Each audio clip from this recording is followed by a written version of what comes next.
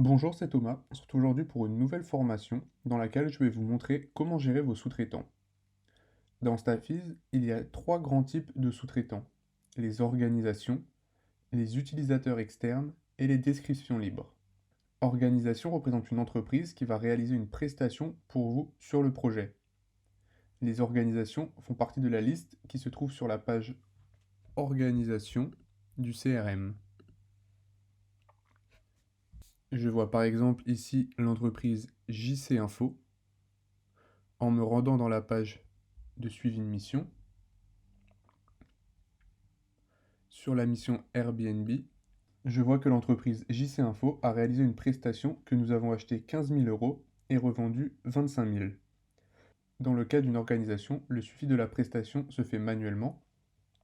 Sur l'onglet, vous pouvez renseigner le nombre de jours déjà réalisés en cliquant sur les boutons plus et moins.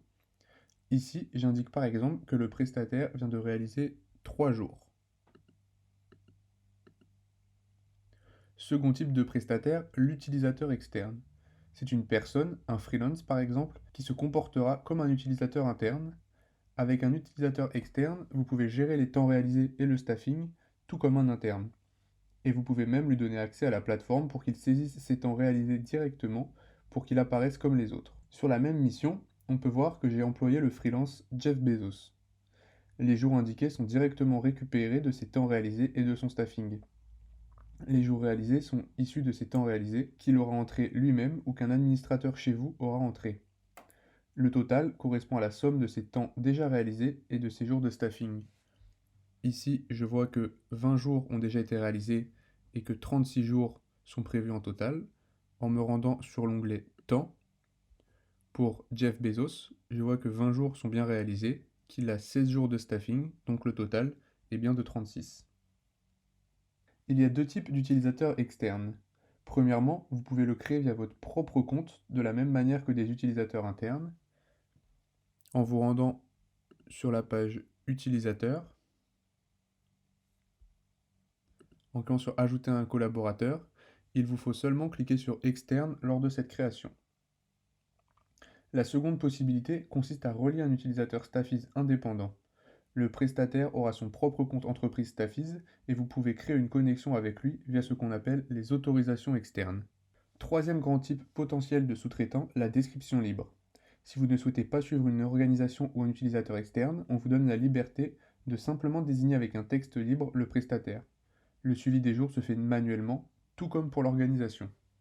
Dernier concept à vous expliquer sur le sujet, la différence entre sous-traitance et co-traitance. Dans Staffiz, on appelle co-traitance une sous-traitance sur laquelle on ne fait pas de marge. Si j'engage un freelance que je paye 800 € la journée et que je vends au même prix, on parlera de co-traitance.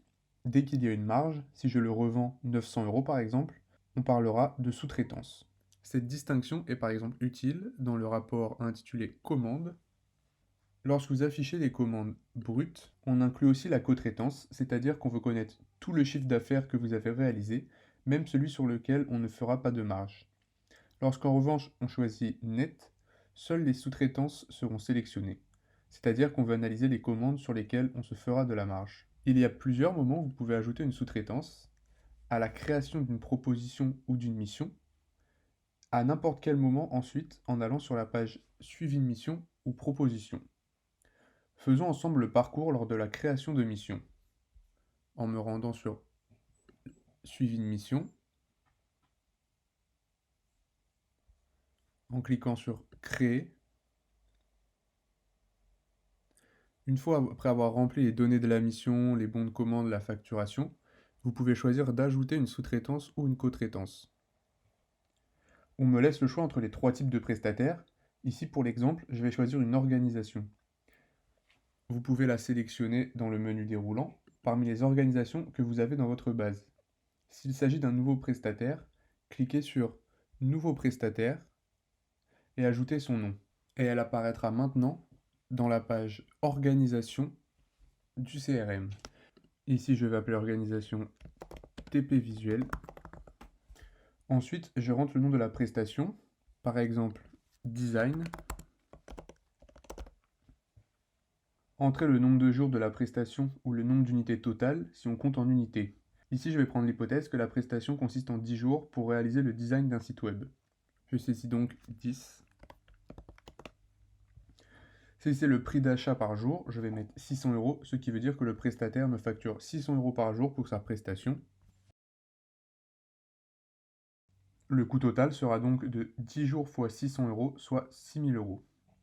Renseignez aussi le prix auquel vous revendrez ce service à votre client. Soit il est inclus dans le prix de vente, donc on indique 0, soit on le revend à un certain prix. Ici, je décide de faire une marge de 400 euros. Je décide donc de revendre à 1000 euros la journée.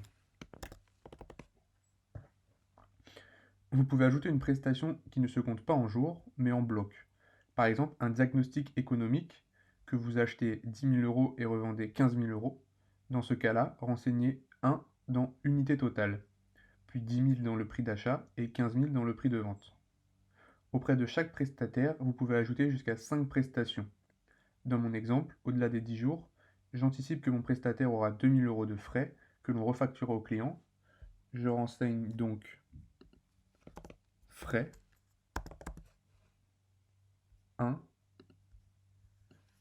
2000 et 2000. Maintenant, je vais prendre l'hypothèse que mon prestataire est un utilisateur externe. Je choisis utilisateur externe et celui souhaité dans le menu déroulant. Ici, Jeff Bezos. Les jours et unités totaux ne seront pas accessibles car ils seront automatiquement récupérés des temps réalisés et du staffing. Je peux en revanche bien rajouter d'autres prestations pour ce prestataire. Vous pouvez par exemple créer une ligne pour les frais. Ici pour la mission, je vais autoriser une enveloppe de 1000 euros de frais. Je mets donc frais 1,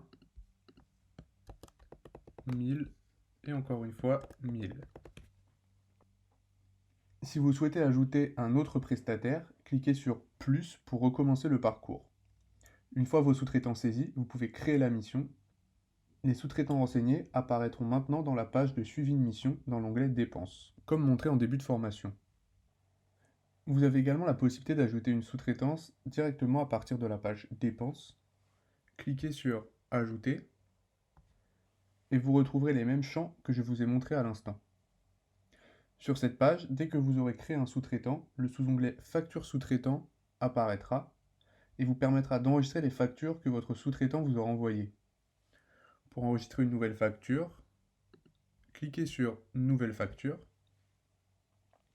Saisissez les informations et joignez un fichier si vous avez la facture en format PDF par exemple. Dites si vous l'avez déjà payé en cochant la case Déjà payé et sauvegardez la facture. Lorsque les prestations sont fournies par des organisations, vous pouvez en retrouver l'information sur la fiche Organisation. Pour cela, dans le menu CRM, cliquez sur Organisation. Cliquez sur l'entreprise sous-traitante, par exemple JC Info vue pour cette mission. Et rendez-vous sur l'onglet Prestations fournies. Vous voyez un récapitulatif des prestations faites pour vous avec le détail des missions, ainsi que les temps et les prix. Pour terminer cette vidéo, je voulais vous montrer le tableau de synthèse de l'ensemble de vos sous-traitances. Pour y accéder, allez dans le panneau administrateur